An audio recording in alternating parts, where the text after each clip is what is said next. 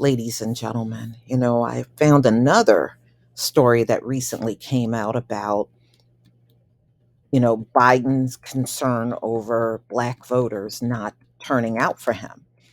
And, I can always tell these articles are written by non black men and women because they don't touch on the issues that we talk about on social media at all.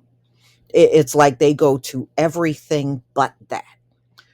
And, it doesn't help to have non black people writing about a black issue because they're never going to get it right. And they're never going to put the things that we want in the article. So let's get to it, y'all. When Michelle Smith voted for Biden in 2022, she thought he would help her. She was a mother working two jobs, raising three teenage boys in North Philadelphia. And now she says she will not vote for Joe Biden again, citing higher prices, skyrocketing rent, and she feels that she's been left behind. I really did think he was going to help people in my situation, Smith said, 46, who earns $12.50 an hour working as a home health aide. And she makes deliveries with Instacart for extra money. Is like all of them talk a good game until they get elected. Yes, that's called benign and neglect. And the Democrats have been doing this to us for several decades now. So, anyway, heading into 2024, Democrats are sounding the alarm about losing voters like Smith. Black voter turnout fell during the 2022 midterm elections compared with previous midterms, and polling and interviews with voters show growing dissatisfaction over the economy and Biden's leadership. Any decline in these voters could be fatal for the reelection of Joe Biden, whose path to victory depends on a diverse coalition of voters in six or so closely fought battleground states. No, it depends on the black vote. And I think sometimes that's what they don't like. They don't like this election resting on the shoulders of black voters. They wish it was any other group but us.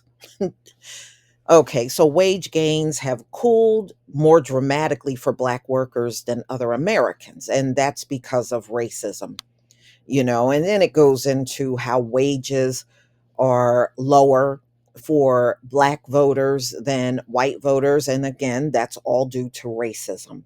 And, that's been practice y'all have been doing since our people could enter the workforce for pay. You've always undervalued the work of Black men and women and overvalue those that are white in this country. And that's why there's always been a disparity in income and always will be. And it's no other reason, y'all. It is straight up racism. So, anyway, party leaders are chiefly concerned about diminished Black voter turnout, but are also worried about some of these voters will instead back Republicans, including former President Donald Trump, who was the front runner for the GOP presidential nomination. Hoping to prevent a drop off, Democrats are pumping money into voter canvassing, education, and advertising in battleground states. How about pumping money into our reparations? That would win you more votes than what you're pumping money into. Smith said, it may be too late to convince her. I think I'm going to vote. I'm not going to vote. So she says she's going to sit this one out. I don't blame her. I don't blame her at all. Black voters have been a pillar to the Democratic Party, particularly in the 58 years following the passage of the Voting Rights Act, which banned racial discrimination at the ballot box. In 2020, they helped lift Biden to the nomination and overwhelmingly backed him over Trump, 92% to 8%. Yeah. And look at what Biden did to the Black community. Absolutely nothing. And about 2 weeks ago, I heard them trying to come out with a message that, um, when they do for everybody, that also helps Black people too. Don't come out with that message because we don't want to hear that. We want to know what you're going to do specifically for the Black community, just like you're doing things specifically for the immigrants, just like you've done things specifically for the Asians. So don't tell us what you do for everybody is going to help the Black community. That is not going to suffice. If you don't have a Black agenda, don't expect the votes. You can't continue to do for everybody else. But then when it's us, you sit there and do the Kamala thing. Oh, you think I'm going to do something just for Black people? No, no, no. Nobody's going for that anymore. Okay. You better come with a better message than that. And you better be prepared to carry it out. And no, y'all, if they tell you they'll do something after the election, don't fall for that because that's what they said about the George Floyd bill.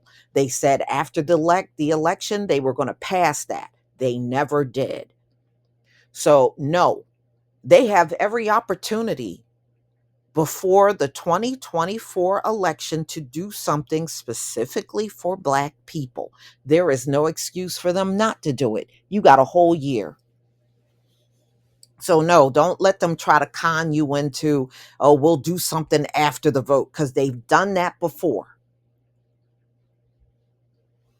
So, but recent pollings from the New York Times and Siena College show that in a hypothetical matchup between Biden and Trump, 22% of Black voters would support Trump. One quarter said they would only somewhat likely or not likely to vote. The risk is that people stay home, said Alicia Garza, an activist and founder of Black Future Lab, a group focused on engaging Black communities politically. I think the problem is Black voters are consistently underinvested in. No, Black voters are consistently ignored. I can't even say what they're doing is investing in us. They're not investing in the Black community. They're right now they're investing heavily into the immigrants. They're not investing one red cent in the Black community. So I don't agree with that. So unemployment rate for Black workers touched a record low at 4.7%. Yeah, but their numbers are bogus for unemployment. The rate rose to 5.8 in October, outpacing the increase for Americans overall.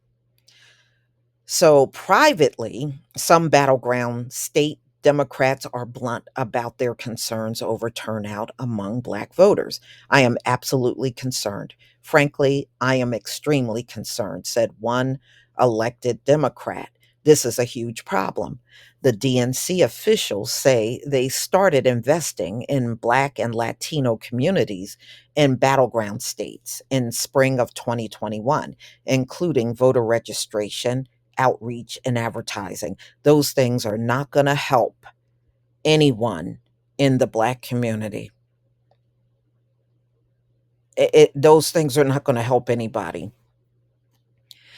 The DNC and Biden's campaign have made ad buys in cities with large Black populations, including $25 million the campaign spent in August on television advertising in areas such as Phoenix, Atlanta, Detroit, Milwaukee, and Philadelphia.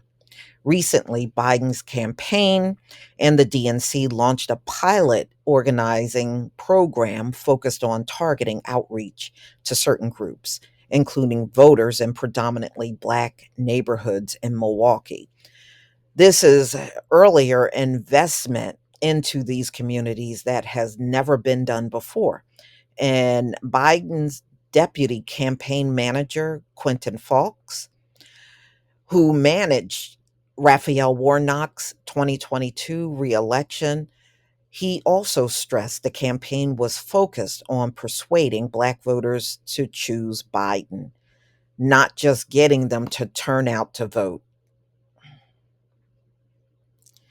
Well, Warnock got in there because Herschel Walker was just a lousy candidate, and that's the truth.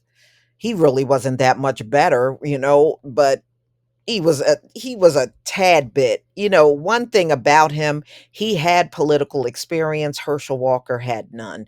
And the other thing that hurt Herschel Walker were all these scandals. It was like on a daily basis, a new scandal was coming out, a new woman, more children. I mean, it was like a train wreck with him. So, anyway, Vice President Kamala Harris, they're calling her the Black Vice President and first of Indian descent. Kamala has morphed into so many different races, it's not even funny. She's Black one minute, she's not the next. I mean, whatever. Is also reaching out to Black audiences, visiting historically Black colleges, and gathering of the National Association for the Advancement of Colored People, Alpha, Kappa, Alpha, and Black sororities. So she's also been a leading advocate for, you know, a a powerful motivator for Democrats in the midterm and special election. And well, I tell you what, you put Kamala out there, you will be sure not to get any votes. So they're saying she was in South Carolina on Friday to submit Biden's paperwork for the primary. Trump pursued Black voters in 2020, and exit polls suggest he made some inroads in Black men. And the recent poll, New York Times Siena poll, showed an overwhelming 8% of Black voters saying the current economic conditions were fair or poor. Here we go. This article mentions nothing about reparations, nothing about a crime bill, nothing about doing something about qualified immunity. You know, yeah, I think income is always important. It is. You know, there should be no income disparities, but because of racism, income disparities have been a mainstay in America. So, Trump advisor Jason Miller said that outreach to the Black community was a priority. He cited Trump's support of bipartisan legislation to overhaul criminal justice laws and the strong pandemic economics during his presidency as selling points for these voters. Longtime Trump advisor Bruce Lavelle, who headed a diversity council for Trump in 2016 campaign, said Trump can pitch voters on his efforts to cut taxes and an opportunity zone program for tax favored investments in low income areas. Camilla Moore, chairman of the Georgia Black Republican Council, part of Georgia's Republican Party, said that inflation, including the price of groceries, is hitting hard in the Black community and giving Trump an opening with Democratic voters. I'm telling you what I'm hearing on the ground. They are just so frustrated, and they'll say, We don't, we, sorry, what do I have to do? She said. Mm-mm-mm. Well, you know what? Again, where's the talk and chatter for reparations? Again, they're just skipping over that. And to me, you're doing the community a disservice by not mentioning the things they are concerned about. And, they're not going to talk about anything. Yes, inflation is a problem. That's been a problem. Yes, income has been a problem since our people been in the workforce. there's always been income disparities, and you got to always look at the people that are hiring you. They are the problem, and they are the ones causing the entire thing. So Democrats note that Trump was accused of repeatedly inflaming racial divisions as president following a violent clash with white. Yeah, they're talking about Charlottesville. I'm not, I'm skipping over that. So anyway, the sagging support for Biden could also present an opportunity for third party candidates because, they are very concerned about Cornel West, who is running as independent and could be a spoiler for Democrats in a close contest. West, who is black, has criticized Biden and accused him of overlooking the needs of poor and working people. So, it just goes into them appointing Katanji Brown Jackson to Supreme Court. That doesn't put food on the table for our people. And plus, before she got that position as a judge, she used to rule against our folks. So, what good is she going to do for us on the Supreme Court? All you did was put a female version of Clarence Thomas up there. So, anyway, this administration has to be much more aggressive about telling what they did accomplish, but also the unfinished business yet to be done, said Melanie Campbell, president of the Bipartisan National Coalition on Black Civic Participation.